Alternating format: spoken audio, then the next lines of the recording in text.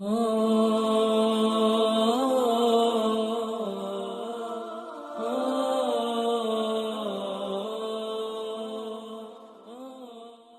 باللہ من الشیطان الرجیم، بسم اللہ الرحمن الرحیم، الحمدللہ رب العالمین، الصلاۃ والسلام علی خیر خلق محمد وآلہ الطیبین الطاہرین ولعنۃ اللہ علی قوم الظالمین۔ السلام علیکم، میں راحلہ نجفیہ آج حاضر ہوئی ہوں لے کے ایک ایسا اہم سوال جو شہزادی کونین جناب فاطمۃ الزہرا سلام اللہ علیہا کے متعلق ہے۔ پیغمبر اکرم کا اپنی بیٹی کو فدق دینے پر بے شمار اعتراضات اٹھائے جاتے ہیں۔ ان میں سے کس طرح انبیاء نہ وارث بنتے ہیں نہ بناتے ہیں، بلکہ اپنے بعد جو کچھ چھوڑ کے جاتے ہیں وہ صدقہ ہوتا ہے۔ اسی طرح اور بھی بے شمار اعتراضات ہیں۔ آج ہم ایک اعتراض اور اس کے جواب کو لے کر حاضر ہوئے ہیں۔ کہ اعتراض ہی کیا جاتا ہے کہ ایک مرتبہ پیغمبر اکرم سے جناب فاطمۃ الزہرا سلام اللہ علیہا نے گھر کے کام کاج کے لیے ایک خادمہ کی درخواست کی، لیکن پیغمبر نے نہ دی اور فرمایا کہ نماز کے بعد اور سونے کے وقت 34 مرتبہ اللہ اکبر اور 33 مرتبہ الحمدللہ اور 33 مرتبہ سبحان اللہ پڑھ لیا کرو۔ چنانچہ اس پر مطہرہ نے عمل کیا اور اس کے بعد آپ کو خادمہ کی ضرورت محسوس نہ ہوئی۔ تو اب آپ سوچیں کہ کہاں ایک خادمہ کا نہ دینا اور کہاں فدق جیسی جائیداد کا دے دینا۔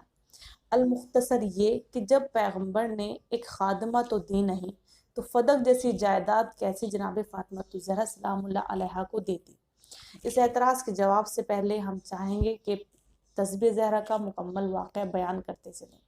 کتاب من لا یحظ الفقیہ جلد نمبر 1 صفحہ نمبر 320 میں مولا علی علیہ السلام سے ایک روایت منقول ہے، جس سے معلوم ہوتا ہے کہ یہ تسبیح پیغمبر اکرم نے جناب فاطمۃ الزہرا سلام اللہ علیہا کو تعلیم فرمائی تھی۔ اس روایت کے مطابق ایک مرتبہ جناب فاطمۃ الزہرا نے گھر کے کام کاج سے تھک جانے کی وجہ سے پیغمبر اکرم سے ایک خادمہ کی درخواست کرنا چاہی تھی، لیکن پیغمبر نے اس کے درخواست کے جواب میں آپ کو تسبیح تعلیم فرمائی کہ جس کو تسبیح زہرا کہا جاتا ہے، اور اس تسبیح کو تمام خادمہ سے افضل قرار دیا، اور اس تسبیح کی تعلیم پا کر جناب فاطمۃ الزہرا سلام اللہ علیہا بھی بے حد مسرور ہوئی۔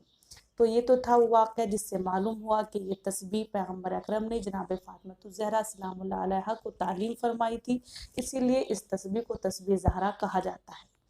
اب چلتے ہیں اس اعتراض کے جواب کی طرف، جس میں کہا گیا تھا کہ جب پیغمبر نے ایک خادمہ تو دی نہیں تو کیسے فدق جیسی جائیداد آپ کو عطیہ کر دی۔ ہمیں افسوس ہے متعال اس پر کہ کیا اس کو یہ نہیں معلوم کہ پیغمبر اکرم جو بھی کام انجام دیتے ہیں وہ اللہ کی مرضی اور اللہ کی مصلحت کے مطابق انجام دیتے ہیں۔ جیسے خود خداوند عالم قرآن مجید میں ارشاد فرماتا ہے وَمَا يَنطِقُ عَنِ الْهَوَىٰ إِنْ هُوَ إِلَّا وَحْيٌ يُوحَىٰ، کہ رسول کوئی کلام نہیں کرتے اپنی خواہش سے، بلکہ وہ انجام دیتے ہیں جو وحی خدا ہو۔ تو اسی اصول پر پیغمبر اکرم نے مصلحت سمجھی اور آپ کو خادمہ کے بدلے تسبیح تعلیم فرمائی، بقول آپ کے کہ جس کے بعد آپ کو خادمہ کی ضرورت محسوس نہ ہوئی۔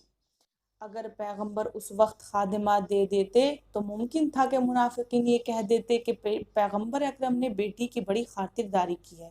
اور پیغمبر اکرم کا اس وقت خادمہ نہ دے کر ذکر خدا تعلیم فرمانا یہ بھی ایک درس تھا، جس میں پیغمبر بتانا چاہتے تھے کہ ہر وقت انسان کو اللہ پر نظر رکھنی چاہیے، اللہ پر توکل کرنا چاہیے۔ وہ قاضی الحاجات ہے، وہ عالم ہے تمام کلیات اور جزیات کا۔ پروردگار اپنے بندے کو ویسے ہی عطا کرتا ہے جیسی مصلحت ہوتی ہے، اس میں کسی کو دخل نہیں ہے۔ بس اسی مصلحت کے مطابق پیغمبر اکرم نے اس وقت آپ کو ذکر خدا تعلیم فرمایا، جس سے پا کر آپ بہت مسرور ہوئیں، بہت زیادہ خوش ہوئیں، اور پروردگار عالم نے ان دونوں کی نیت کو دیکھتے ہوئے پروردگار نے فدق جیسی جائیداد مرحمت فرمائی۔ جب مسلمانوں کو مغانم کثیر حاصل ہوا تو اس وقت اللہ نے حکم دیا کہ ذی القربیٰ کو ان کا حق ادا کر دو، تو پھر کیسے ممکن ہے کہ پیغمبر اکرم اس کے برخلاف کرتے۔ افسوس تو اور بھی زیادہ اس بات پر ہے کہ نہ تو آپ قرآن مجید سے آیہ ذی القربیٰ کو نکال سکتے ہیں، اور نہ ہی آپ ذی القربیٰ کے دائرے سے جناب فاطمۃ الزہرا سلام اللہ کو خارج کر سکتے ہیں۔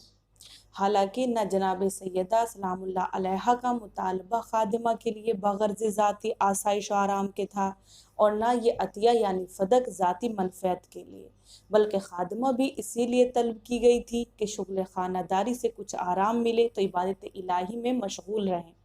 اور یہ مرحمت الہی بھی یعنی فدق بھی اسی لیے تھا تاکہ آپ کے اعز و اقربا جو اصلی مستحق ہیں وہ اس وجہ سے کچھ آرام پائیں۔ غرض اگر متعرض کو اللہ اور اس کے رسول پر ایمان ہوگا تو وہ یہ سمجھے گا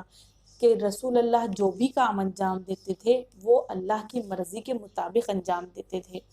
ورنہ ایک وقت ایسا بھی گزرا ہے کہ آپ مکہ میں ہیں اور ہر طرح سے کفار کے آزار کے مجبور ہیں،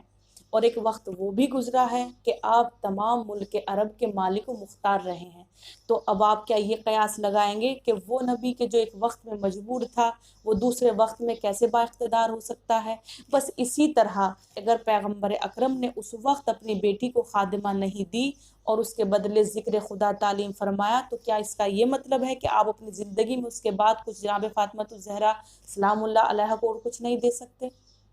تو اس اعتراض کے جواب سے معلوم ہوا کہ یہ اعتراض غلط ہے، چونکہ مطالبہ خادمہ کا جناب فاطمہ زہرا کا کرنا اور اس کے جواب میں پیغمبر کا یہ ذکر خدا تعلیم فرمانا ایک الگ مسئلہ ہے، اور فدق جیسا عطیہ جو اللہ کے حکم سے تھا یہ عطا کرنا ایک الگ مسئلہ ہے۔ انشاءاللہ ہم پھر حاضر ہوں گے